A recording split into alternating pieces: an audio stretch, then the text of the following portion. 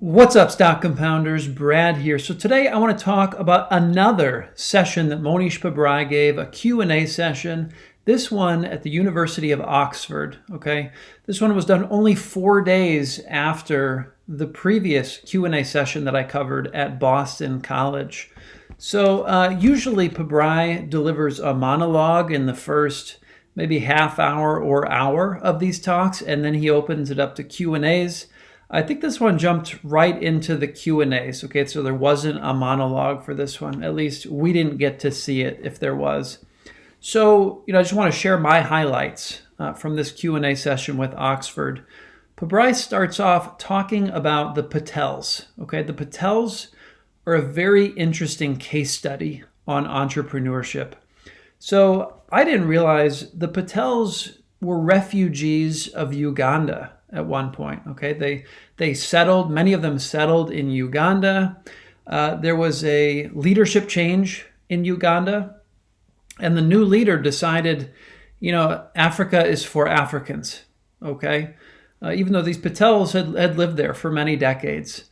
So their assets were stripped away from them. Basically, they ended up with zero at the end of the day, and the Patels were forced to leave Uganda. Okay, they ended up settling in Britain, Canada, and the U.S. Okay, the U.S. took a lot of these Patel refugees from Uganda, and there was an interesting dynamic in the motel industry that was happening when the Patels arrived in the U.S.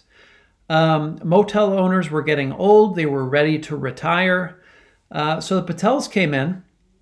And they started buying up these motels, okay, from what little they had brought over from Uganda. Banks were willing to loan about 90% of these hotel purchases. So the Patels, they're putting 10% down and buying these motels. Now, very quickly, the Patels started outcompeting every other motel in the area. And the reason for that is they were able to offer the lowest prices. And they were able to offer the lowest prices because they didn't have any payroll, right? They basically would take up a couple rooms of these motels that they had recently bought with family, right? And the family members would do all of the labor that was required in running the motel. So very quickly, it became the only game in town. Right? The Patels drove all the other motels out of business because they just couldn't compete on price. And of course, as these other motels are going out of business and the Patels are building equity in their original motels, they're able to continue buying more and more motels. Okay, and that just snowballed this wealth creation in the U.S. for the Patels, where, the Patels made up about 2/10 of the population of the U.S., and they own 70% of this motel industry in the U.S., okay? So incredibly asymmetric, right? When you have such a small population owning such a large chunk of an industry. And the key is that they were able to drive costs basically to zero, okay? The Patels were vegetarians. They couldn't eat out, right? I mean, in the U.S., vegetarianism wasn't much of a thing. So there really weren't restaurants that the Patels could eat at. So they had to just, buy their food from the grocery store, prepare it at home. And essentially they were forced into, they didn't have much to spend on. Okay. So expenses were near the floor and everything else, they just kept piling back into buying more and more motels. So it's a really interesting case study. It is highlighted in the Dondo Investor by Mohnish Pabrai as well. It's one of the chapters in Pabrai's fantastic book. So it's just it's a great story of what can happen over decades when what's coming in is much greater than what is being spent, and there's this entrepreneurial focus of just, when the kid becomes 18, you set them up with their own motel, and it's a culture, it's a way of life for the Patels. Pretty cool story. So that's how we started things off. What else do I want to talk about? There were some interesting points in this Q&A that I hadn't heard before. He talks a little bit here about identifying awesome businesses. So it's not that hard to identify awesome businesses, okay? Pabrai suggests look at what you're spending money on. Most of the businesses that you're giving money to are great businesses, right? I think about what I spend money on. You get Amazon. I pay my phone bill every month to Verizon. I shop at Whole Foods, which is also owned by Amazon. I have an Audible subscription, which is also owned by Amazon.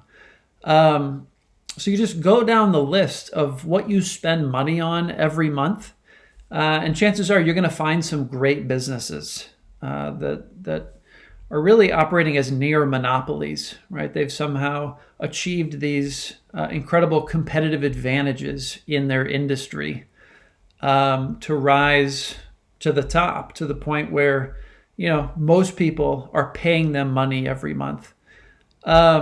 But, it's going to be a little bit different for everyone. So the more interesting opportunities might even be things that you spend money on that most people don't spend money on. So make a list of where you spend money, but realize finding a great business is not the same as finding a great investment. Okay, and I think I'm going to make a whole separate video about this. But think about Microsoft. Microsoft has always been a great business. Okay, but if you bought Microsoft near the peak, right, during the dot-com bubble, it took 15 years just to get back to even. Okay, who's going to hold an investment for 15 years being in the red, right? So it's very important not just to identify a great business, but that you're not paying too much for that business. Now that's a little bit hard to pin down what is too much versus what is a reasonable price to pay for a business. But that's another part of the game, right? That's what makes investing a bit more elaborate than just finding great businesses. So, and what you really want to do is you want to find the great businesses that the market hasn't identified as great businesses yet. Okay, where that price, you can still get it at a good price because the market doesn't see it as a great business, right? And usually you're going to find that in the maybe micro cap, small cap space, those opportunities, because big investors aren't shopping there. They're not looking at those opportunities because they're too small to move the needle on a portfolio for one of these bigger, well-established investors. So that's the second point. Now, he talks again about shorting. He was asked about shorting. Okay, how would you short if you ran that in your portfolio? And Pabrai said, I think shorting. I love how honest and direct he is. This is kind of Charlie Munger-esque here, who's sitting right behind Pabrai, as you can see in the video. I think shorting is one of the dumbest activities you can engage in. Okay. And he brought up a recent cultural phenomena here. Roaring Kitty gave you a great lesson this year on why it's a dumb activity. Okay, and the math with shorting. Now, this is directly shorting a stock. It doesn't involve options or other ways to bet that a stock is going down. But if you straight up short a stock, the best you can do is a double, right? You get a double if that thing goes to zero. You've doubled your money. The worst you can do is bankrupt. Okay, you can keep getting margin calls if the stock price goes up, if it takes off like it did with GameStop or some of these other meme stocks, you're out of the game. Okay, and we do not want to make bets that are going to knock us out of the game. Okay, we cannot get to the promised land, cannot get to financial freedom if we don't stay in the game, right? So it's a silly bet to have a double as the best case and bankruptcy as the worst case. The asymmetry is pointing the wrong way. Okay, we really want, okay, worst that can happen, maybe I lose 25%, 30% of my money. but I could have a 5x, 10x, or even more on this company. Those are the kind of opportunities we're looking for. We're looking for opportunities like the Patels, where you're putting 10% down on a motel, right? And that's the most you can lose. And the best you can do is you become a low-cost provider, you dominate the industry, and you snowball to become 70% of the entire industry, all right, with one family, effectively. It's always good to remind myself. I see a lot of great investors, or a lot of investors that I follow, have a long-short portfolio, okay? And I'm not interested in the short piece. I'm just gonna, scrap that whole side. The next point, and this surprised me. So apparently Pabrai bought Amazon in 2002. Okay, I had no idea that he did this at $10 per share. Okay, so he got in before Nick Sleep. I think, is that true? It was somewhere around the same time, but Nick Sleep really doubled down on his position. I think it was 2004 or 2005 when he really backed up the truck. But Pabrai, he owned Amazon in 2002.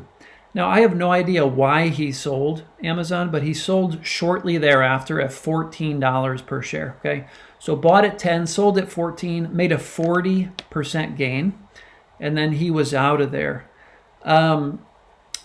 He gave up a 330x, okay, from $10 per share to where Amazon is today, or at least where it was when Pabrai was giving this talk, somewhere around 3,300. He said if he had simply held on to that position, all right, 19 years ago, it would be worth twice as much as his entire fund today, okay? That's the power of one bet, all right? One time, just sitting on your hands and doing nothing.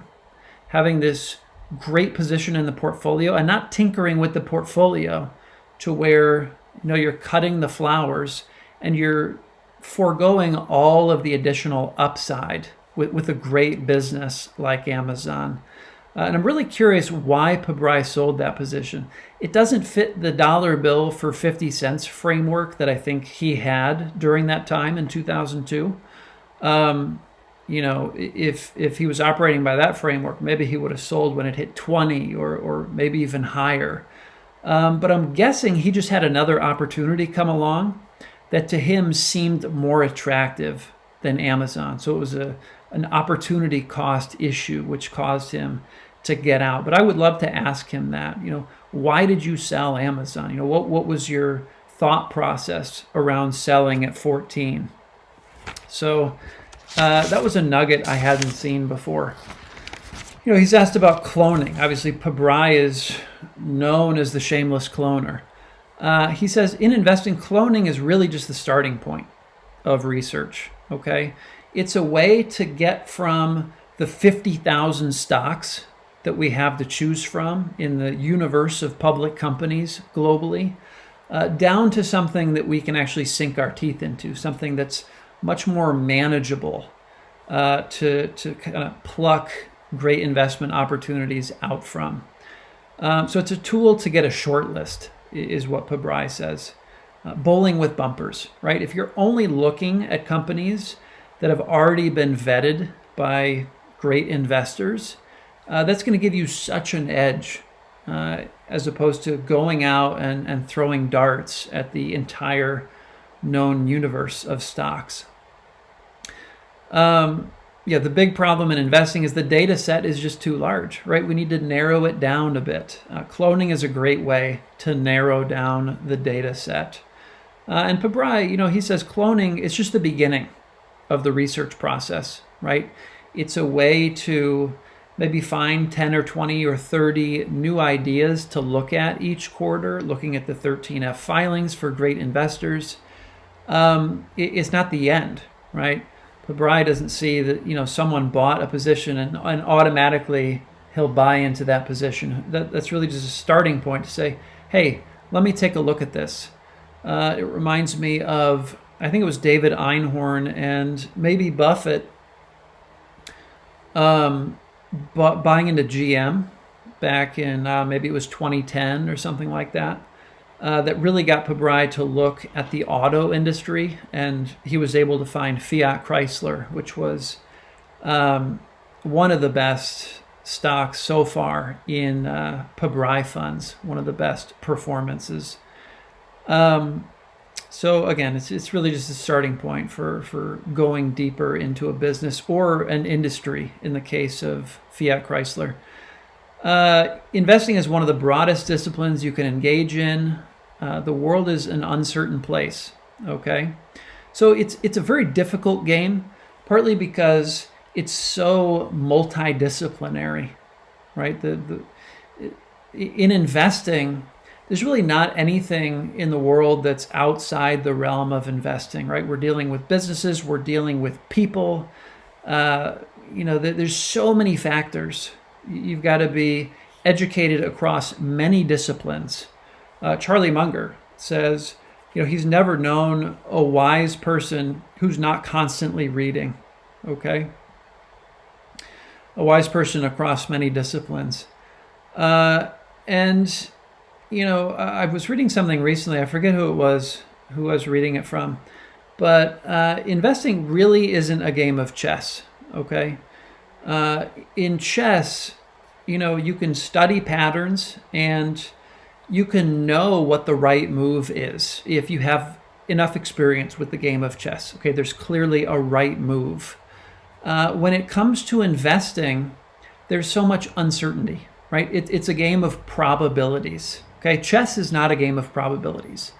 But something like poker or bridge, obviously there's skill involved in poker and bridge, but the best poker player in the world can lose to the worst poker player in the world, okay? I remember it was Silver Ring Value Partners that I was reading this from in their letter to investors. So, part of that is if you have a bad outcome in investing, that doesn't necessarily mean you made a mistake. Okay, if you have a great outcome in investing, that doesn't necessarily mean you were right.